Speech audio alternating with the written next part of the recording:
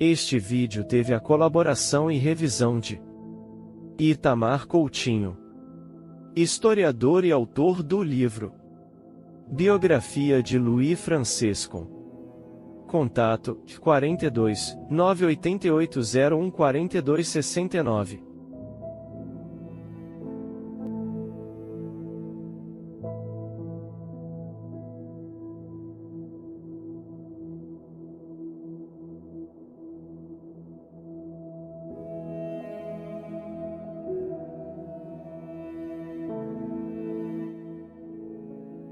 A região norte da Itália tem uma série de características notáveis. É o lado continental e a parte mais larga do país, tem a bacia hidrográfica mais rica, as cadeias montanhosas mais altas e é a área mais desenvolvida com grandes complexos industriais.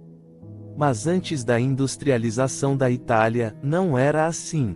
Sendo uma região fronteiriça, a parte norte do país sofreu inúmeras invasões dos godos, hunos e francos.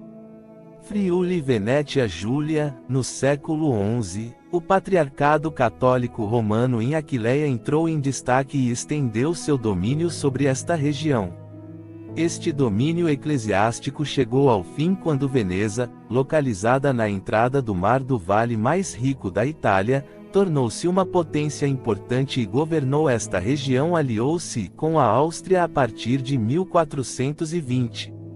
A partir de 1795 até 1866, os Habsburgos na Áustria governaram Friuli e Venetia Júlia, incluindo Gorizia e Trieste, com um curto intervalo francês entre 1807 a 1815, quando Napoleão invadiu e dominou a região. Em 1866, Friuli foi anexada ao Reino da Itália. Luigi Franciscon nasceu em 29 de março de 1866, ano em que Friuli se tornou italiana, em Cavasso Nuovo, província de Udine. Vale lembrar que naqueles dias o Reino da Itália não era, no entanto, a mesma Itália que é conhecida hoje em dia. Roma, a cidade e a província do Lácio não tinham ainda sido anexada ao Reino da Itália. O Papa resistiu à formação da Itália moderna que foi progredindo gradualmente. Luigi Franciscon foi o quinto filho de Pietro Franciscon e Maria Giulia Lovisa Franciscon, que se casaram em Friuli, Áustria, em meados de 1860. Seu nome provavelmente foi homenagem ao seu irmão mais velho Luigi, supomos que ele morreu ainda criança. Sua irmã mais velha era Elisabetta, nascida em 1861, depois veio Osvaldo, nascido em 1863. Ele acompanhou-o a muitos lugares para trabalhar. Luigia, nascida em 1864, foi nomeada em memória também do irmão perdido, seguido por Luigi 2 anos depois. E a mais nova, Giulietta, nasceu em 1869. Uma das razões pelas quais Luigi Franciscon alegou partir para a América em 1890 foi que ele queria que sua irmã mais nova tivesse um dote decente, de acordo com os costumes da época, para que ela pudesse casar corretamente. Franciscon cresceu falando friulano como seus pais e irmãos, idioma nativo falado naquela região. E à medida que crescia, ele falava cada vez mais o italiano. As escolas rurais eram frequentadas apenas no inverno de forma irregular, com pouco aproveitamento, em parte por causa das distâncias das casas escolares, em parte por causa da necessidade dos pais de utilizarem a mão de obra seus filhos. De fato, Franciscon escreveu em 1952 que ele nasceu em uma família pobre pela necessidade de trabalhar. Ele não conseguiu terminar nem mesmo a segunda série do ensino fundamental. Nesse cenário de pobreza entendemos quando Franciscon afirmou que nasceu em uma família pobre, tendo que trabalhar desde a infância e que não podia até mesmo completar o segundo ano do ensino fundamental. Na verdade, muito antes de completar 15 anos ele começou a trabalhar em outras regiões, cruzando os Alpes a pé, a fim de chegar às cidades inclusive na Áustria. Nesta jornada consumiam polenta, às vezes com alguns vegetais e queijo para esta longa caminhada. Para os jovens essas jornadas eram ansiosamente esperadas, uma vez que pais, tios, irmão mais velho ou irmã, traria de volta para casa todos os tipos de histórias sobre as coisas novas, coisas que viram, as dificuldades que passaram, habilidades que adquiriram. Trabalhar no estrangeiro, ganhar a vida e aprender novas palavras, às vezes uma nova língua, e trazer de volta para casa algum dinheiro, eram oportunidades incríveis para aquele povo simples numa região sem oportunidades. Quando alguém queria obter um passaporte para ir para o exterior, ele precisava de um nulla osta, um nihil obstat, um certificado de que ele não estava em dívida com o serviço militar nem com o governo da paróquia. Uma terra dominada por diversos impérios, havia dificuldade em levar o serviço à nação muito a sério, um serviço que exigiria 3 anos de ausência de casa e trabalho duro em lugares distantes. A fuga do serviço militar tornou-se um caminho para a sobrevivência da família. Por causa desse costume, a evasão do serviço militar era aceito ou tolerado. Franciscon escreveu que ele foi para a América em 1890, após a conclusão de suas forças armadas. Não obstante o costume aceito de emigração como forma de escapar das forças armadas no serviço, Franciscon escolheu servir no exército. E seu serviço levou 34 meses completos. No serviço militar ele aprendeu a ler e escrever, entre outras coisas. Franciscon conta que, quando regressou do serviço militar, aos 23 anos, sentiu o desejo de ir para a América. Osvaldo, seu irmão que era operário de mosaicos, havia emigrado a Chicago. Embora ninguém o tenha encorajado a seguir os passos do seu irmão, ele foi para a América, chegando em 3 de março de 1890, um pouco antes de completar 24 anos de idade. Ele diz: "Eu, Luigi Franciscon, nascido em 29 de março de 1866, em Cavasso no Ovo, no província de Udine, na Itália, um trabalhador em mosaico, veio para a América após a conclusão do meu termo militar, chegando a Chicago, em 3 de março de 1890. Luigi Franciscon cresceu falando friulano, e ouvindo pessoas que também falavam alemão, principalmente porque a sua região foi dominada por austríacos por um longo tempo e porque ele visitou a Áustria muitas vezes. Além disso, ele cresceu ouvindo outros dialetos italianos, entre os trabalhadores italianos, não só em torno de Cavasso no Ovo, mas também no exterior. Na sua região falou-se esloveno de um tipo ou de outro. Quando ele tinha 15 anos, ele foi para Budapeste, Hungria, onde passou muitos anos, ouvindo e aprendendo húngaro. Essa habilidade linguística foi uma vantagem para Luigi Franciscon na sua jornada de evangelização, podendo ser notada pelo autor em uma carta que escreveu a João Finotti, ancião da Congregação Cristã do Brasil, um discípulo e companheiro na vida e ministério cristão na década de 1940, onde a questão era a tradução de um hino para o português.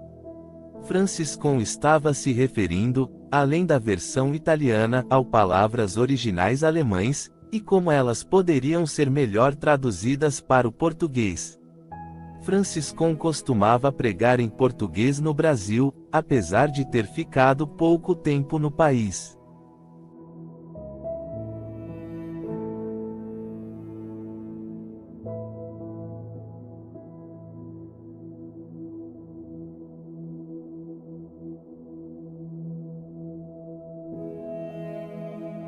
Logo após a unificação italiana, em 1861, a Itália entrou em um gigantesco processo de emigração. Milhões de pessoas abandonaram a Itália e partiram, principalmente, para as Américas, Brasil, Argentina e, sobretudo, os Estados Unidos.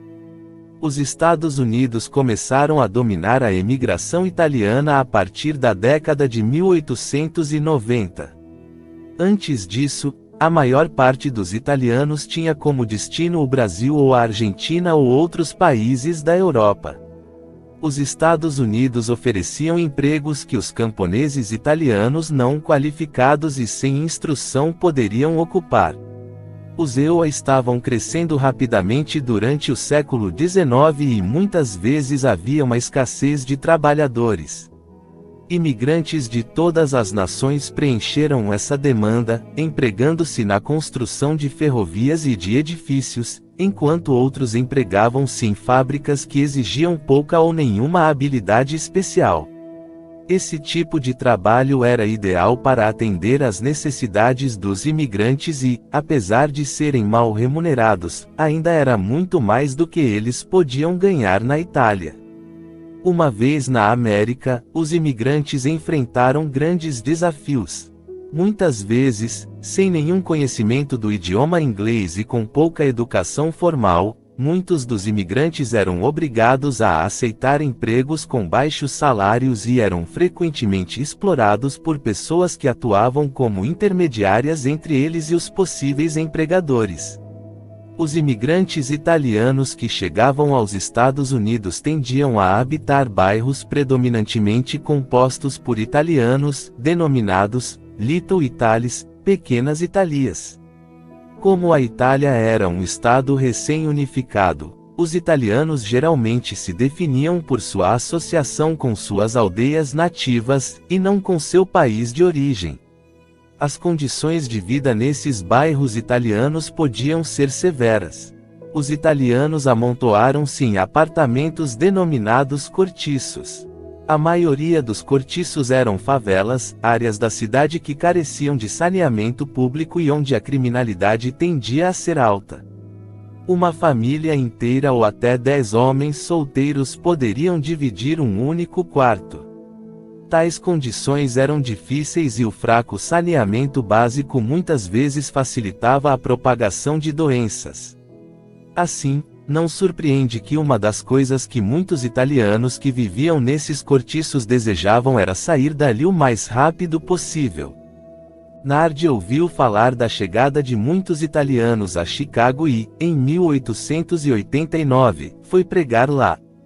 Ele conseguiu um quarto de um imigrante italiano em Hell's Heath Acre, o notório quarteirão delimitado entre State St. e Third Ave, e construiu um local com velhas tábuas do teto.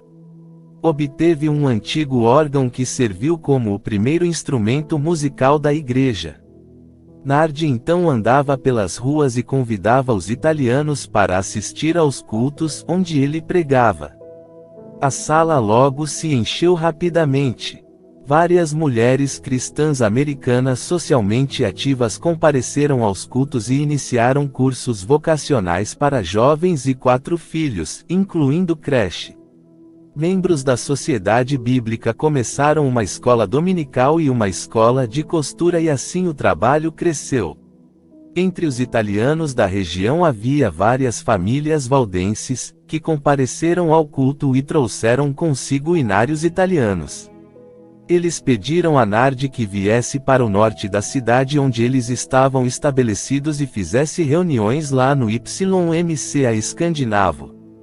Por meio do comissário Northwestern Railway, com quem Nardi teve contato, ele obteve uma sala na qual a primeira igreja italiana em Chicago foi organizada, 54 membros reunidos em 17 de abril de 1892. Nardi concentrou-se não apenas no trabalho religioso, mas também no trabalho social e educacional, trabalho, estudos bíblicos, escola dominical, aulas de costura e um curso de inglês foram projetados para fornecer às pessoas muitas vezes analfabetas habilidades de alfabetização e capacidade de se envolver com a sociedade americana. Nessa época, Teófilo Gay estava nos Estados Unidos arrecadando dinheiro para a obra valdense na Itália. Ao chegar a Chicago, ouviu falar do trabalho de Nardi e fez contato com ele. Ele ficou impressionado com as igrejas que Nardi havia iniciado e, tendo acabado de se juntar à própria Igreja Valdense após um longo período na Igreja Metodista Episcopal na Itália, estava em posição de ajudar com seu pedido de assistência. Nardi perguntou se a obra italiana poderia enviar para a Itália um jovem cheio do Espírito Santo, ao que Gay respondeu que havia tal pessoa, Filippo Grilli, que havia estado nos Estados Unidos, e que seria capaz de voltar para assumir o trabalho. A Igreja Presbiteriana, particularmente o generoso Henry Willing da Quarta Igreja Presbiteriana, com a qual Gay sem dúvida estava trabalhando em termos de arrecadação de fundos, se ofereceu para pagar o salário de um ministro da congregação italiana. O local foi encontrado na West Ohio St. e Filippo Grilli assumiu, com Nardi retornando ao trabalho evangelístico, como o início de uma terceira missão italiana em Chicago em 1891. A Igreja Presbiteriana Italiana, portanto, tornou-se organizada sob Grilli. A superintendente da escola dominical era Rosina Balzano, esposa de Luigi Franciscon.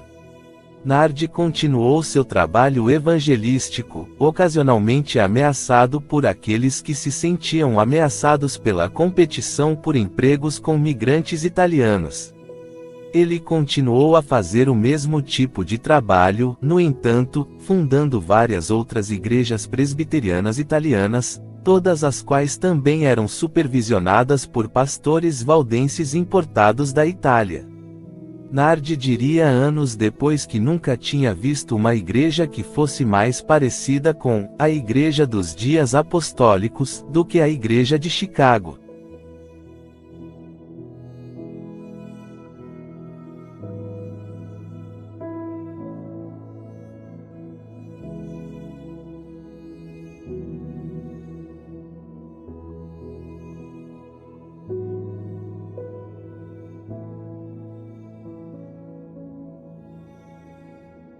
Dentro deste cenário de pobreza desde a sua infância, é fácil entender o desapego ao material, pois em nenhum momento da vida de Franciscon houve bonança. Ele e os demais irmãos da Igreja de Chicago vinham de situações semelhantes e após o chamado do Senhor para sair ao mundo e espelhar o Evangelho, os deixaram ausentes em seus lares.